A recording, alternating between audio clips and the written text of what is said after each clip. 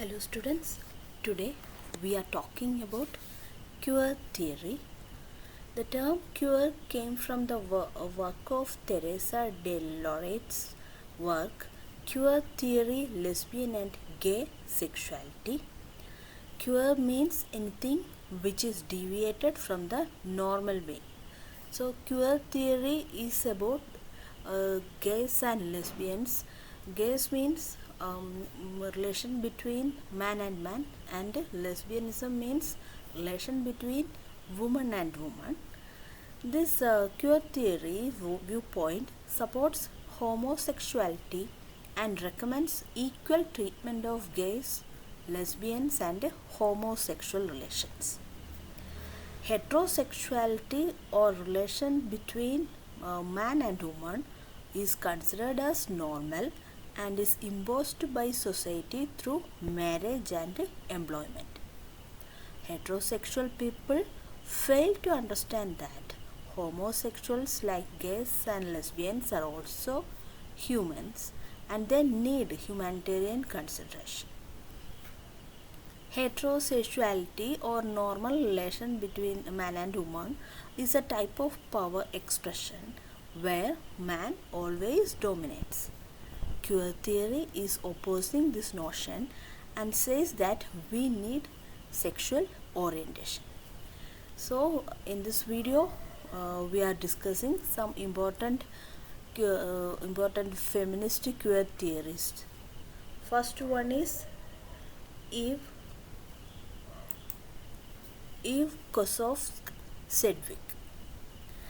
The important work of Sedwick is Epistemology of the Closet.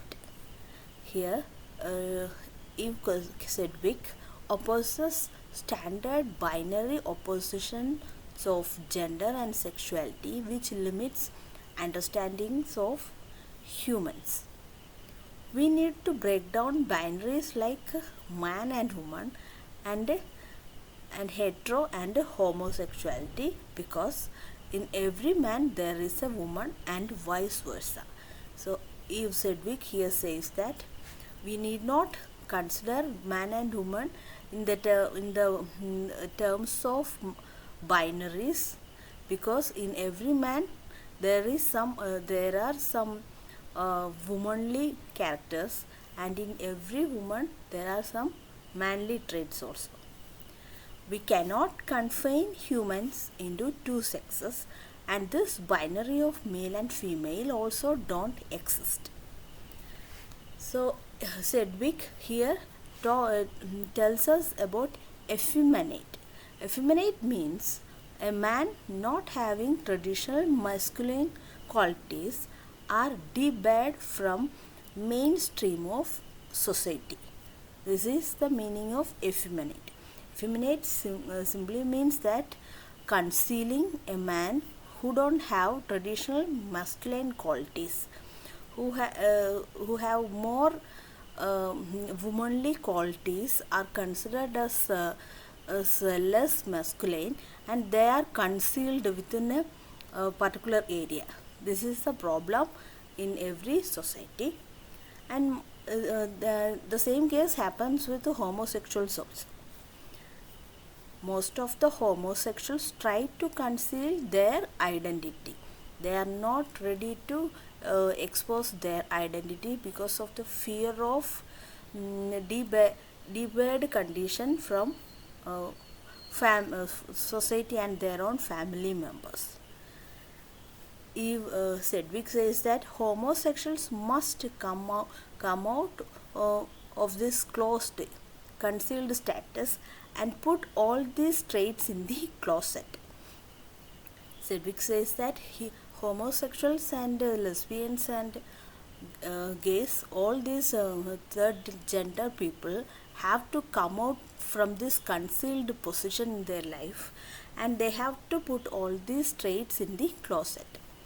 So the most important work of EveSedwick is Epistemology of the Closet. Next one is AlanSinfield. Important work of AlanSinfield is Cultural Politics, Queer Reading. In the University of Sussex, he was a professor, and there he founded cultural program which is called Social Dissidence and Cultural Change. This program is about future of queer studies within cultural academics. So, in this program, AlanSinfield is discussing the future of queer studies within the academia. He talked about how literary culture is gender based. So, in his works, he is talking about how literary works are based on gender binaries. The culture, he says that the culture of a writer highly influences his writings and politics. He gives the example of Janet Winterson's work Oranges Are Not the Only Fruit, which explores lesbian relations. So AlanSinfield simply says that the time period and the culture of a writer highly influence his writings and his thinking process and politics. And to explain this, he uses the work Oranges Are Not the Only Fruit, where the writer Janet Winterson is talking about lesbian relations of that particular period. Next important queer writer is AndrienneRich. AndrienneRich is both a queer theorist and a feminist also. Most important work of AndrienneRich is Compulsory Heterosexuality and Lesbian Existence. Compulsory heterosexuality, this frame is coined by or developed by AndrienneRich, who is a lesbian feminist also. This forced heterosexuality or the normal way of relation between man and woman is made exposed or imposed through cinema, books and TV. All these features gives the impression that heterosexuality is only normal sex. Society gives the impression that only relation between man and woman is normal. This is called forced or imposed heterosexuality. Society and our religion and every such things gives us the lesson that only relation between man and woman is a perfect one, is a normal one, and relations outside these norms are somewhat abnormal. Male dominated society supports this to maintain the male chauvinism, because if they continue this heterosexuality, then they can forever they can dominate over women, because this is a relation between women and men. For AndrienneRich, this heterosexuality is not innate or inborn in humans. So AndrienneRich says that this relation between man and woman was not inborn character of we humans, because instead we all are lesbians by birth, because when a child is born, he or she is more inclined to their mother. So AndrienneRich simply says that by birth every human is lesbian in nature, because we all, whether it's a boy or girl, at the first stage of their life they are more connected to their mother, which is a lady. So we all are lesbians by birth.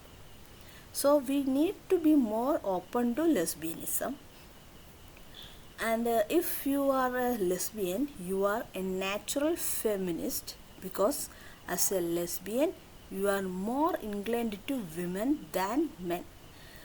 So we can say that if if it's a lesbian, she is a natural feminist also, because as a lesbian he or she is more inclined or connected to women. Thank you.